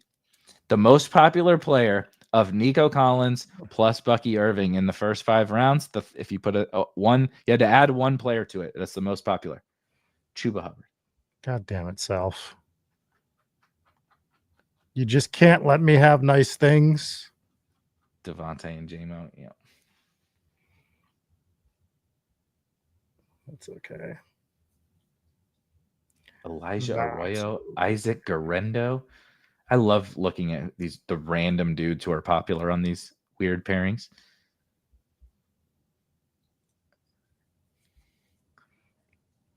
How does Elijah Arroyo become chalk on a Nico Bucky? Because it's the one person that's trying to get that combo, right? Because it's just such already, and he fucking loves Elijah Arroyo.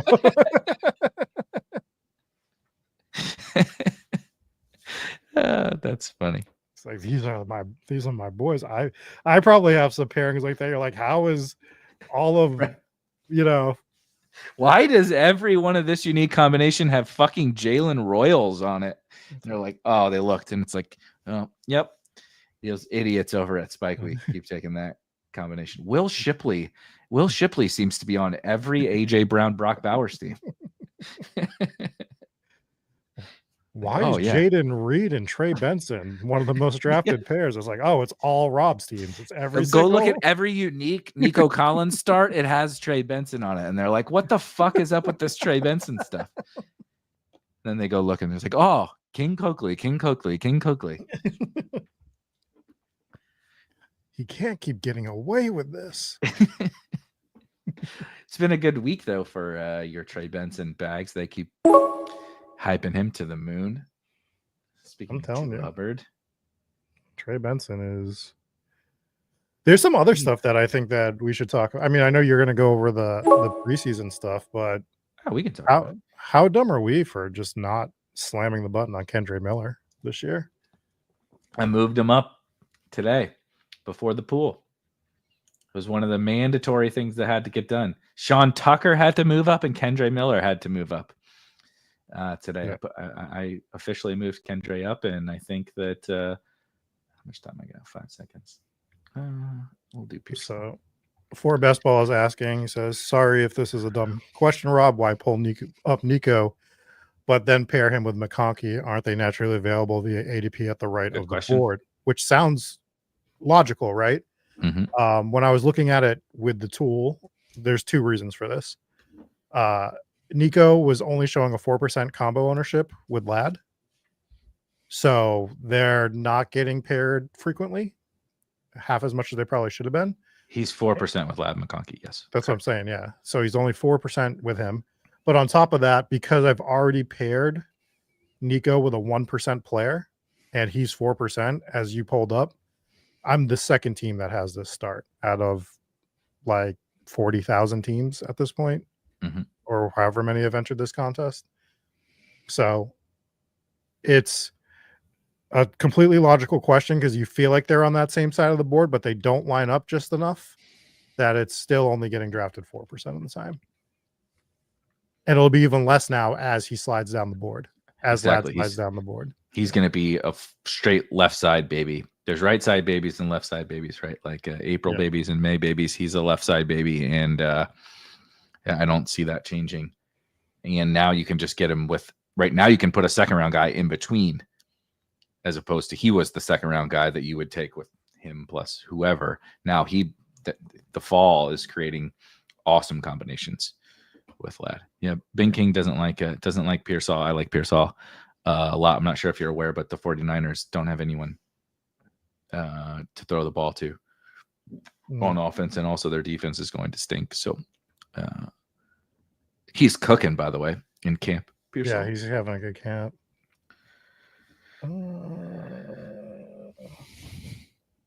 What month do you think, while you're picking, what month do you think the winning drafters lineup will be drafted in? I actually tend to think August is like almost always the best bet, just because the late, like we get so much clarity on the late round picks, like mid to late round picks, and you can avoid you have a better opportunity to avoid some of the Tyjays and the, you know, I'm not saying that Tajay and Rashad White and Isaiah Likely are useless on drafters. That's not the case. But I'm just saying the stuff that pops up. We also just got news today, speaking of the 49ers, that they said about Brandon Ayuk, which is not surprising, but saying Brandon Ayuk, they're like their best guess / hope is week 6. Yeah. That hopeful for week 6. They're hopeful for week 6. I'm like, brother, that is months away. He also said like it could be week 10. I'm like, it reminded me of the Office scene where Jim keeps saying like 10 weeks. Like when Dwight's eating all of his stuff from his bunker or whatever. He's eating the huge ass can of like beets or whatever it is. Yeah. And he's like 12 weeks, 162 weeks. That could be, you know, that could be. It's like, I feel like that's what they were doing at this press conference. He was just like 5 weeks. Yeah, that's possible. 10 weeks. I could see that being the case. You know, and they just keep going and going and going. I'm like, is he ever going to play? I don't think he's going to play this year, is how I felt after listening to that. I just, in 15 years, maybe 10 years, I want the 30 for 30 on the San Francisco 49ers between the injuries, short skate with Ayuk, injury gate with Ayuk, airport gate.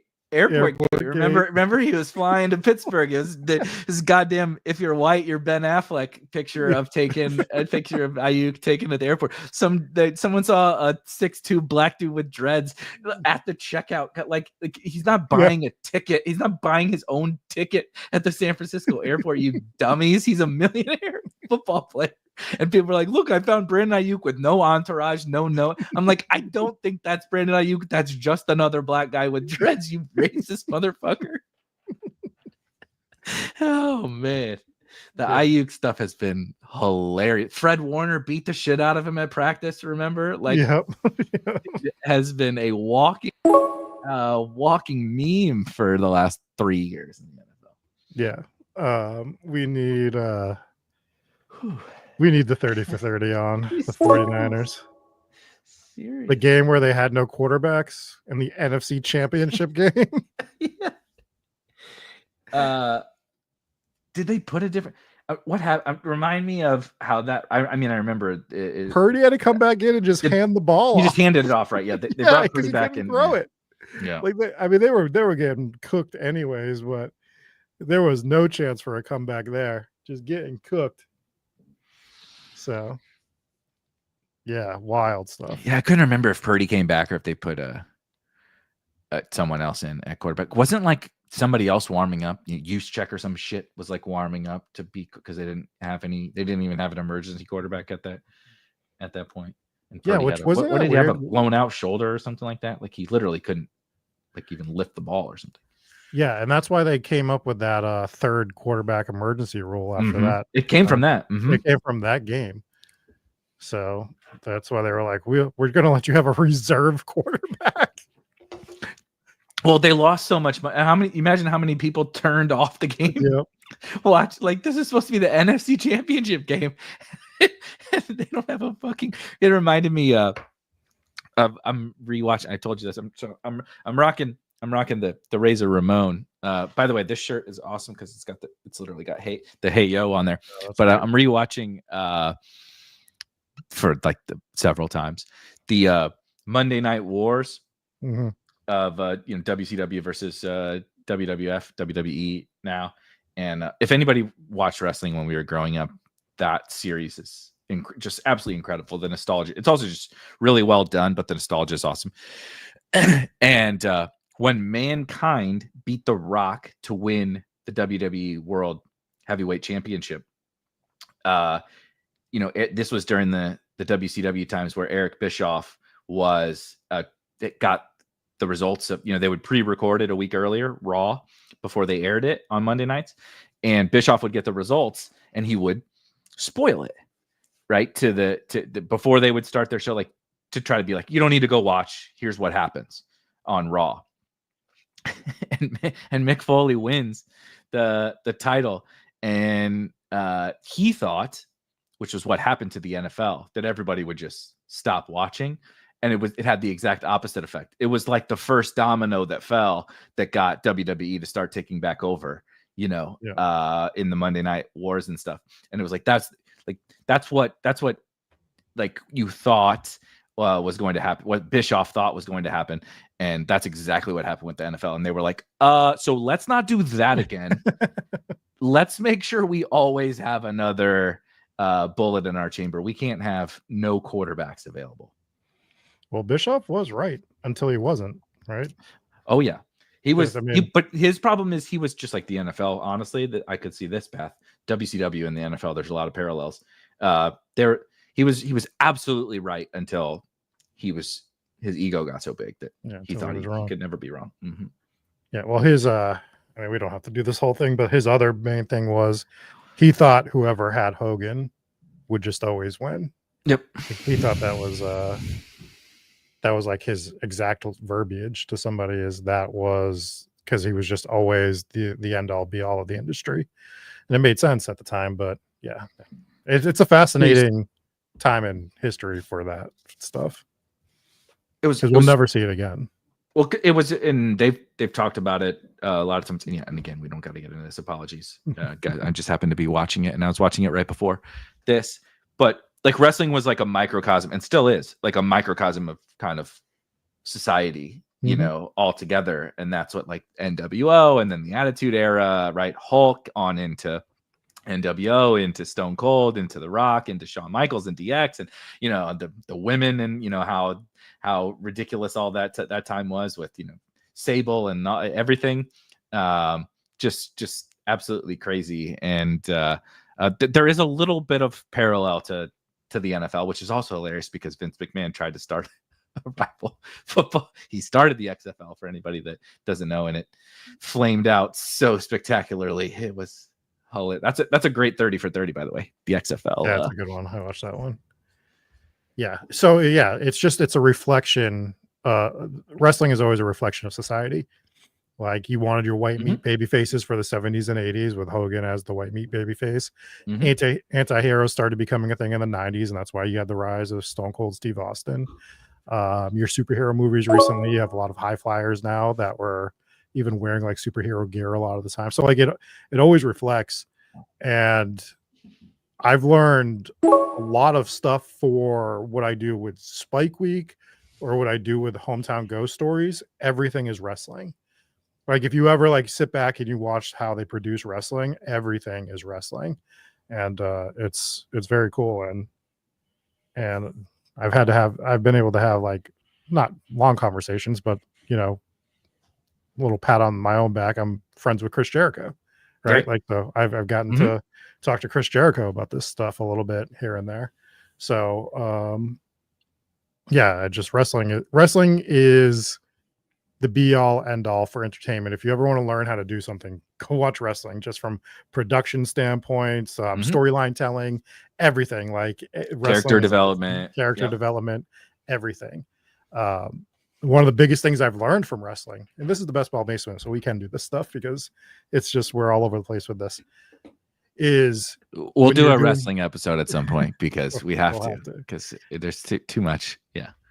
But when you're doing a stream or you're doing a show or something, you want to be yourself, but you want to be turned up to 11. And this is what I learned from Chris Jericho more than anything, is every character that Chris Jericho plays, and he's played like 11 to 12 of them, is a version of himself turned up to a 12 or 11.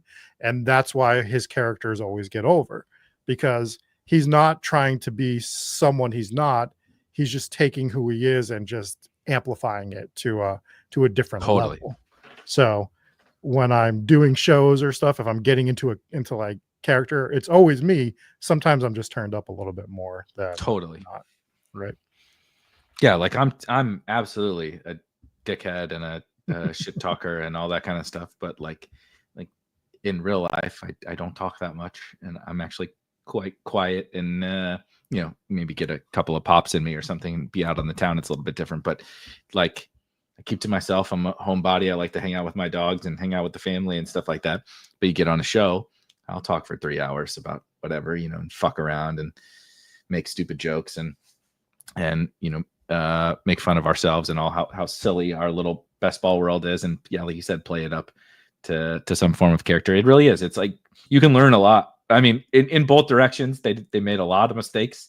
Oh, for sure. Over the years. Like I remember listening to like Triple H and Sean, speaking, Triple H, obviously this year, the draft strategy with the rookie, the Triple H draft strategy came from that, but they talked a lot about like, rewatching the old DX days and just being like, I can't believe we did that on TV, but they were having fun for sure. Let's see.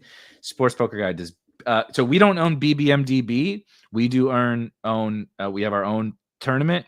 DB, does it usually have draft data once the contest closes? So what I will say, from the tournament DB perspective, we have drafters data, and we have drafters data like fully.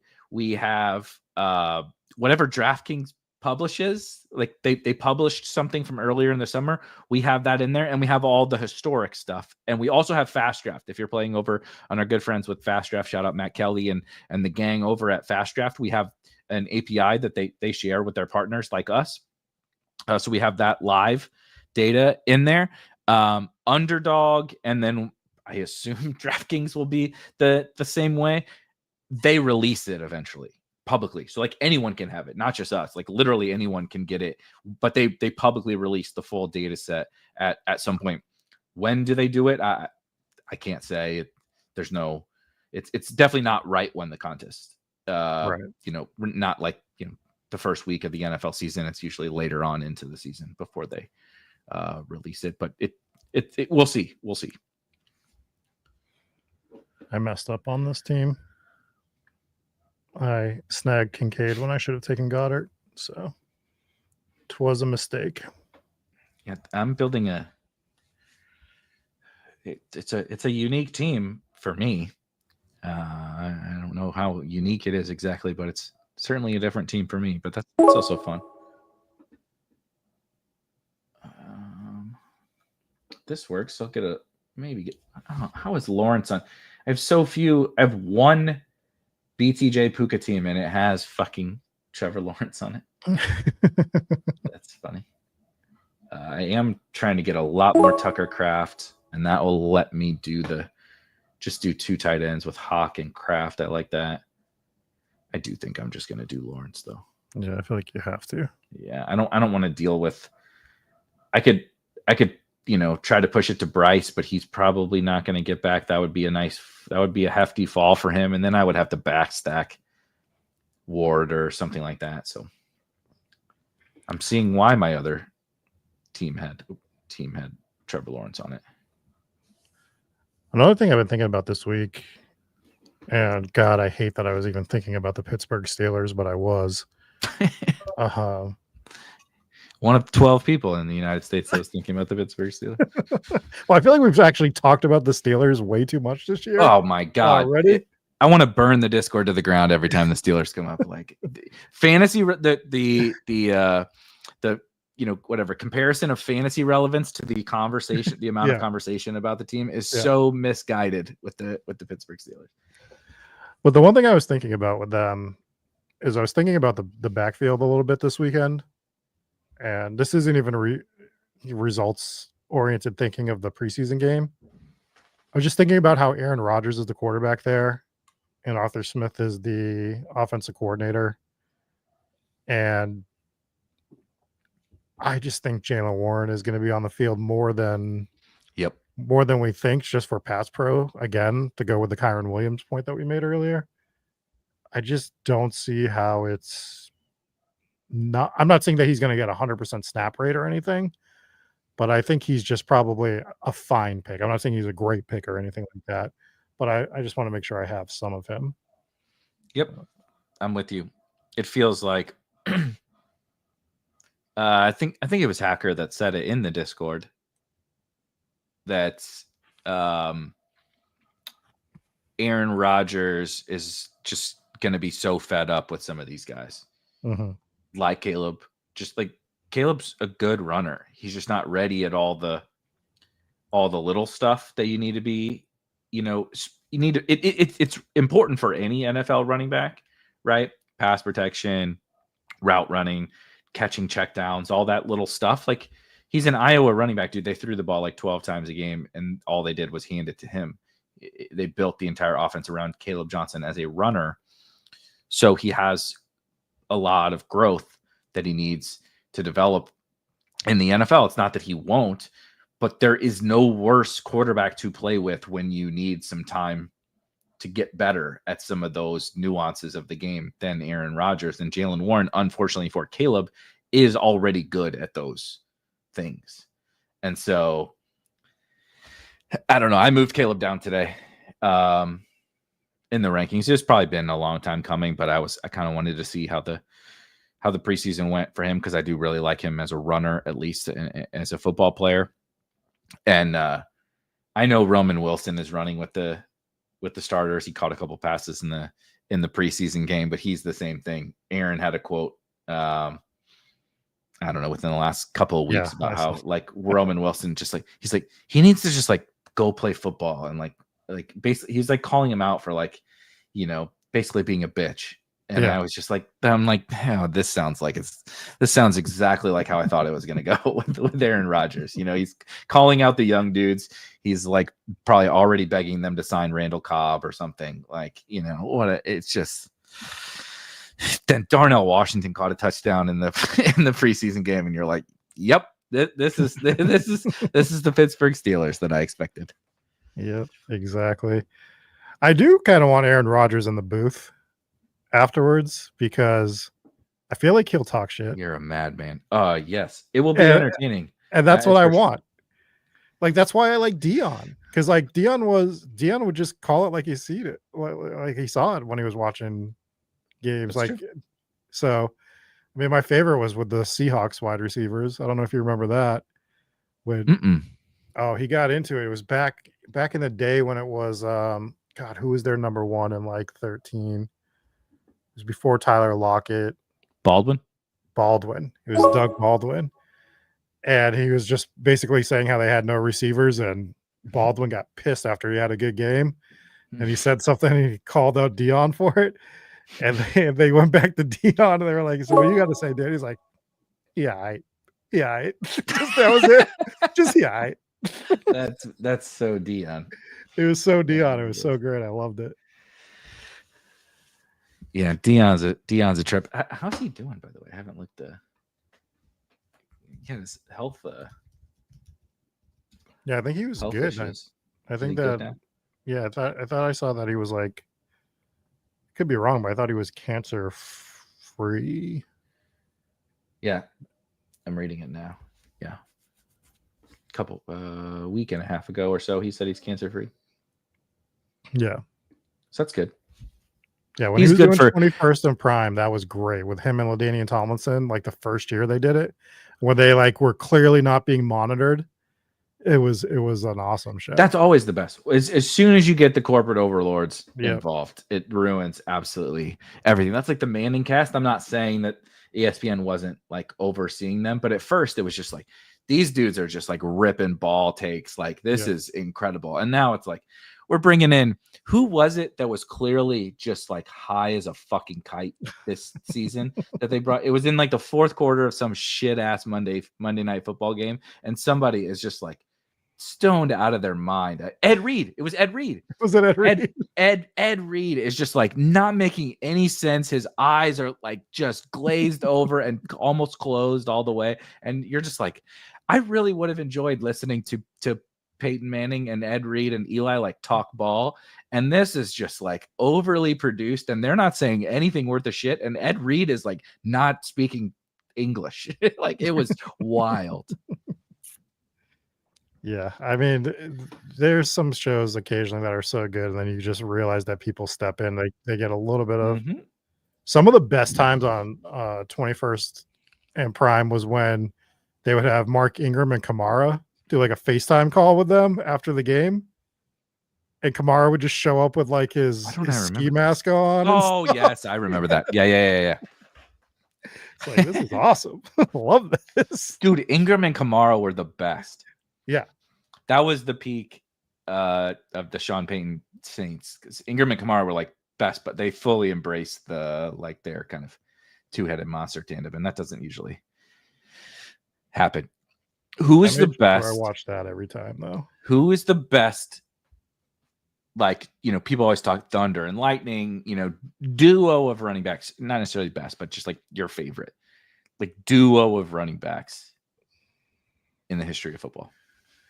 In the history of football? Yeah. So yours, modern, we don't got to go back to, were there even duos back in the Jim Brown days? I don't fucking know.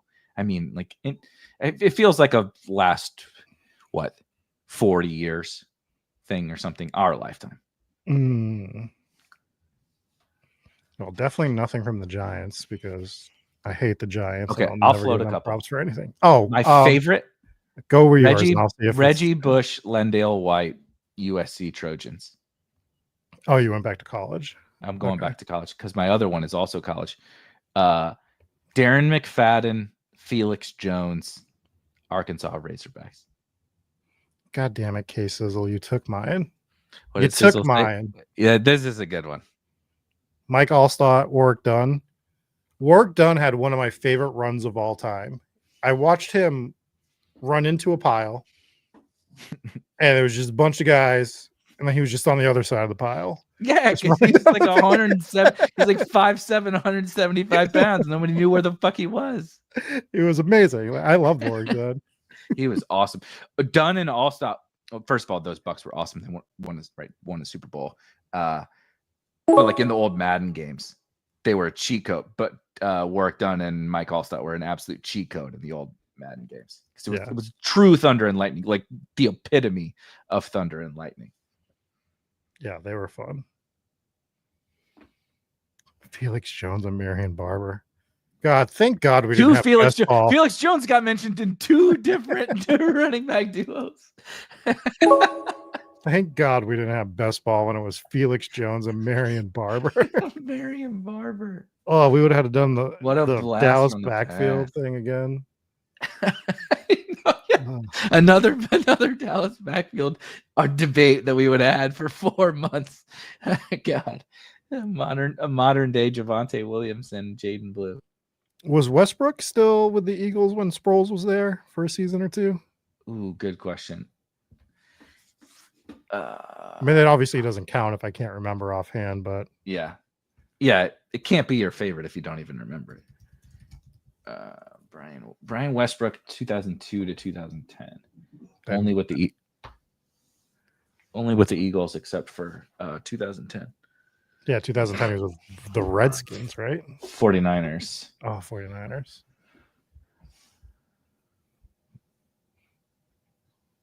I loved Brian Westbrook. Devonta Freeman and Tevin Coleman. That was like 1 year. That was one very good year, but I remember those debates in the fantasy circles during those Falcons because they were very good, right? That was Julio, Ridley, Tony Gonzalez on those teams. Matt Ryan. Yeah. That was the what you want to call it? Brady comeback Super Bowl team. Was that the Brady year? So that was the 2015 into the 2016. That was Ryan, Julio. No, it was 2016 and 2017 was the year of that Super Bowl. Ooh, good call. Another Lendale White. This is the only place you're going to get 2 Felix Jones and 2 Lendale White references in terms of the best. Apparently, these guys were meant to be the Thunder in the although Felix Jones there was no Thunder and Lightning in the Felix Jones. There was 2 Lightnings. But Lendale, Chris Johnson, man. Chris Johnson's son. I've drafted a non-zero amount of Chris Johnson's goddamn child in college football best ball this year, if you want to know how old we're getting. CJ2K Jr. plays for SMU, and I have a non-zero amount of him in college football best ball. Tony Gonzalez had retired. So that was Hooper or Crumpler. Who was after No, Tony it Gonzalez? was not Crumpler. Was Crumpler before? Crumpler was before. Crumpler was before. Yeah, Crumpler was. We're getting old. I'm not. I can't remember the. Crumpler was with Vic, years. wasn't he? Yeah, Crumpler was with Vic. You're right. So Crumpler into Gonzalez, and was it Hooper? It had to be Hooper. Had to be Hooper then. Yeah, had to be Hooper. Oh, Bo Jackson, Marcus Allen is a really good one. That's probably the best of all time. Yeah, we're not talking about the best. The first one I mentioned was a fucking Reggie USC. So we're definitely not talking about the best. This is probably the best one. Yeah, that's got to be the best. You want to know my? Yeah, I loved. Speaking of Madden, the Greatest Show on Turf Rams. After they had won the Super Bowl, here this is the beginning of the end for the Rams. Obviously, they had Warner, Falk, Bruce Holt, right? They were awesome. Marshall Falk, the best running back essentially in the league at that time. At least like the most like he's like, you know, what LaDainian Tomlinson became, what Christian McCaffrey is now, like started with Marshall Falk. And they drafted Trung candidate in the first round of the NFL draft when they had a future Hall of Famer in his prime at running back. And like everybody was like, well, he's really fast. So he was awesome on Madden. You can play two backs at the same time because Marshall Falk was such a good receiver, and Trung it was like a 98 speed. And it was like an absolute, they were the greatest Madden offense of all time. But spoiler, not ideal to draft a shit ass running back in the first round when you already have Marshall Falk on your NFL team. I haven't heard Trung candidate. Trung candidate, baby. in years. It has been years since I heard. I hope he saved his money because he didn't hang around in the NFL for very long. I wonder, how long do you think he played? 4 years. Sean Tucker. Beautiful. Yeah, 4 years. Dude, that's nuts. He got to 1,000 yards over. His best year was his last year. And it was with Washington. I was going to say it wasn't with the Rams. Yeah, he left. Oh my God, dude. These are abysmal. 31st overall. And in his, imagine this, imagine in modern day times, drafting a rookie in the first round, 31st overall, fresh off of a Super Bowl. They won the Super Bowl the year before. And you drafted, he got 3 carries for 6 yards in his rookies. You spent your first round pick on that running back with 3 targets. He had 3 carries and 3 targets. Wild. As a rookie. What Insane. Are we doing? God. Good fucking riddance. That is Trash not a way ass to fucking franchise. Not a way to keep going to the Super Bowl. Yeah, I felt like they bungled that entire. Like I wasn't as invested in the team as you were, clearly, but I just remember watching like what they were doing with the team, like how they were trying to move on from Warner immediately, like just everything they were doing with that team. Martz thought Bolger was the answer, like pretty much right away. And I mean, Mark Bolger was fine, but like Kurt Warner's was a Hall of Famer. Like, you know, he was incredible. But Mike Martz was ready to move on. Mike Martz was like, I'm trying to think of what a good comp of, but he was like a mad scientist. He thought it was like everything in his brain was the answer to all the questions. You know, he could always like his offense was the answer to all the problems. Right. And then he eventually got exposed, kind of like the Mike McDaniel stuff. He was such an innovator with the spread and, and the way that they played offense using your backs in the passing game and all that kind of stuff. And then he got exposed. He speaking of pass protection, he refused to leave guys in to help. It was always 5 guys out on every pass play. Yeah. So like he wouldn't leave. So like if you just blitzed, he didn't care. He was like, okay, good. Like, why do you think Warner and Bolger and Trent Green and all those guys got hurt? Is because he didn't ever leave anybody in to pass protect. And yeah, he thought. I think I've told you this. When I was younger, we did a blog. Blog, ramscentral.com. where we blogged a lot about the I was so into it. And I did a post that actually like picked up real traffic where I went through since the Super Bowl, I went through every NFL Rams draft and like tried, like literally broke down every single draft. It's fucking hilarious. Like you'd have to try as hard as possible to make that many bad picks over the course of like 8 years. And I still don't think you could make that many bad picks. If it was like Adam Archuleta played fucking linebacker in college and they moved him to safety and took him in the first round. They took 2 defensive tackles who both sucked ass in the top like 13 of one. It was like they took a blocking tight end in the second round, like a couple years after the Super Bowl. It was just like, remember Brandon Manu Maliuna out of Hawaii. God, dude. Like, dude, the drafts were, it was rough. Yeah, they drafted Erik Crouch. All right, hold on. I got to draft a couple of wide receivers here. They drafted Erik Crouch. We'll do Tesla. They drafted Erik Crouch in the 3rd round, fresh off of winning the Heisman, right? Erik Crouch won the Heisman. They drafted him in the 3rd round without ever fucking talking to him because he refused when he got to the Rams to play wide receiver. He only wanted to play quarterback in the NFL. They drafted him, right? He was an option quarterback. For anybody that doesn't know, he played for Nebraska. He won the Heisman as an option quarterback, meaning he didn't pass very much. But he was an awesome athlete. They wanted him to play wide receiver. They didn't like interview him before selecting him in the 3rd round. So when they were like, okay, you want to sign your contract? They're like, you're going to come play wide receiver. He said, fuck you. I'm going to go play in the CFL because I'm not playing wide receiver for you. So they just wasted a 3rd round pick on a guy who never played a snap in the NFL. Like what? God, such a disaster. But I loved Erik Crouch. He was amazing.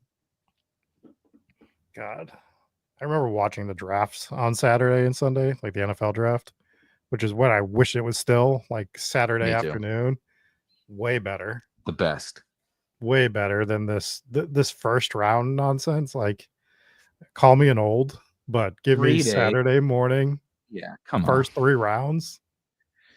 It's too much. I mean, they're trying to milk it for the commercial ad revenue, but still. Just the last thing. I will be done on my Rams soapbox. But other Erik with the K brings up Tavon Austin. Everybody loved Tavon Austin.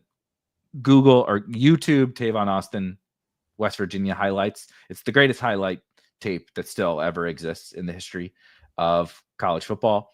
That West Virginia team, speaking of old video games, old school NCAA football video games, Pat White, Tavon Austin, Steve Slayton, and Stedman Bailey on the West Virginia offense.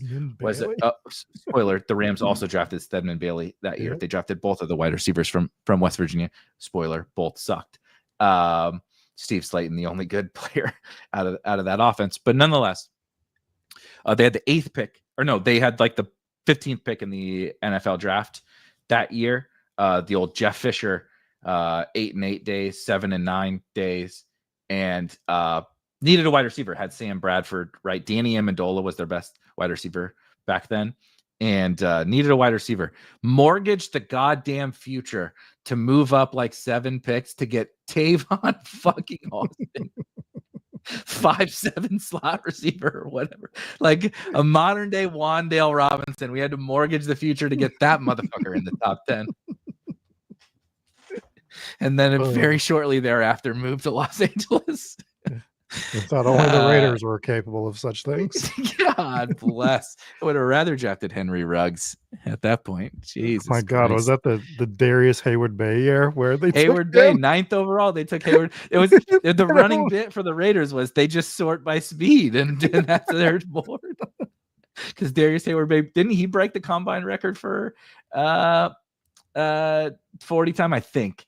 Or he was close because he ran like, we ran like 4.3 flat or something back then, which was like blazing back then. And they took him 9th overall, and he's so bad. And that was the year that they should have taking Crabtree, right? Yes, they took Darius Hayward-Bay over Michael Crabtree. Like Crabtree was like one of the best college wide receivers ever at that point in time, and they took Darius Hayward-Bay all because he ran fast in the 40. And nobody knew what was going on. Everyone was so confused. It was like the Michael Penix pick for the Atlanta Falcons. Yeah. You're just like, you just paid Kirk Cousins $200 million and took another guy. And that's it. They're like, everybody just assumed Crabtree, which hilariously Crabtree came back eventually. Full circle. You know, they signed him as a free agent after he left San Francisco. They were quite good. That was Carr and Crabtree and I can't remember who else. It's really not important. We're down. We're off the rails down memory lane. But that's what happens too. Exactly. Yes, he did. One of my favorite moments in NFL history, actually. Top two chain snatching moment though. What's the top one chain snatching moment, which led to a fight in an NFL game? Also, he wasn't a Ram at the time, but he was a corner who snatched Andre Johnson's chain. Oh yeah. He became a Ram. He was a Titan game. Cortland Finnegan. Finnegan. Yeah. He was a notorious shit starter. Like, all he did was go out there to try to start. He was like, what's a Gardner Johnson? I forget what his first name is now, but he's kind of known as that now. But Cortland Finnegan, slot receiver, who just all he did was try to start shit, and him and Andre Johnson hated each other, and he snatched that dude's chain, and Andre Johnson went straight Hulk. Just beat the bag out of him. Helmet on and everything, and Andre Johnson just started swinging on him. All right, let's run down our teams super quickly. This is definitely a funky team for me, though.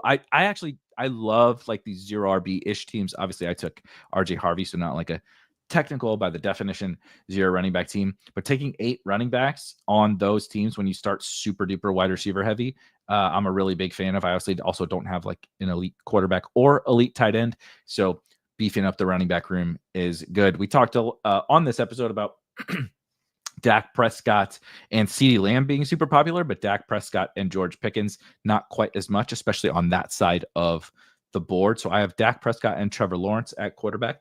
RJ Harvey, David Montgomery with a decent little fall by ADP. Same thing with Brian Robinson. Not two of my absolute favorite targets, but on a 0 running back team, well past ADP, I'll take it. Tyler Algier, Rico Dowdle, Ja'Cory Krosky-Merritt.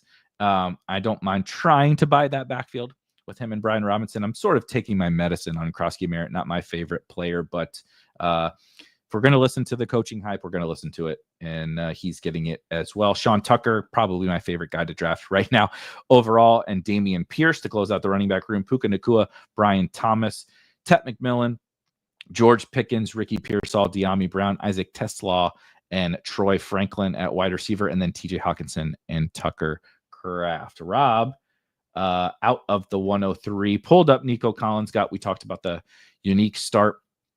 Bucky Irving and Ladd McConkey took Jalen Hurts and tried to get Devontae Smith to come back, but our good friend Salf out of the one hole stole that away from him. Took Jalen Waddle, Jawan Jennings, Tony Pollard, who is looking much nicer, especially on drafters right now with the Tyjae Spears injury. Jaden Higgins, Tyrone Tracy, who I love. Pick 99 Tyrone Tracy is silly on drafters, in my opinion, right now. Dalton Kincaid, which is where you said you should have just taken Goddard right there because he didn't come. He didn't come back to you. That was the mistake. CJ Stroud to go with your Nico Collins. I like it. Trey Benson. Wow. And Higgins. And Higgins. Good call. And Higgins. Trey Benson. Can't believe Rob's one of the first shares of Trey Benson for Rob. Bashal Tootin, Quentin Johnston, Keaton Mitchell. I was wondering where Keaton was. At pick 180, I was doing a quick scroll looking for Keaton Mitchell, and Rob took him. Jalen Royals, Mike Gesicki, Alec Iomanor, Harold Fannin, and Marshawn Lloyd. I love it. Didn't work out for you with the Hurt stack, but I think it'll be all right. I would have, in hindsight, taken Goddard, but it's easy to say after he doesn't come back. No, I knew it right when I clicked Kincaid. As I did it, my brain just kicked in and was like, "You're an idiot. This was the Goddard pick." So that's mistakes that we make. I think that the other lesson from everything that we talked about today with my team is I have a CJ Stroud double stack that probably no one else has. Yep. So I have the Higgins Nico CJ Stroud double with, as we talked about, only one other person has the first 3 of the team that I drafted, and I'm guessing that they probably didn't grab Higgins and Stroud as well. So 100%. Just different ways to do it. That's the way to do it. Is obviously we talked about the quarterbacks plus their pass catchers are popular and should be more popular. So how do you navigate some of those combinatorial things? As you do exactly what Rob did. I'll be back tomorrow breaking down the takeaways from the first week of the preseason and back live every day at 10 a.m. Eastern this week. Rob and I will be back next Monday and every Monday thereafter here in the Best Ball Basement. Rob will be back on Sunday. And of course, make sure to check out both myself and Rob and our good friend B. Kurt, Bernie, in a new series where we are breaking down every single one of our picks in a DraftKings high stakes draft. It has been a really fun, different, and also tilting start to that draft. We'll have our next episode up here in the next couple of days, but we got the first 2 out, round 1, and then rounds 2 and 3 are out on the channel. So check those out. Obviously hit like, hit subscribe on your way out, and we will see you guys next Monday. Have a wonderful evening, and be ready. We're locked in. Lots of best ball content here on the Spike Week channel. I'll see you guys tomorrow. Peace.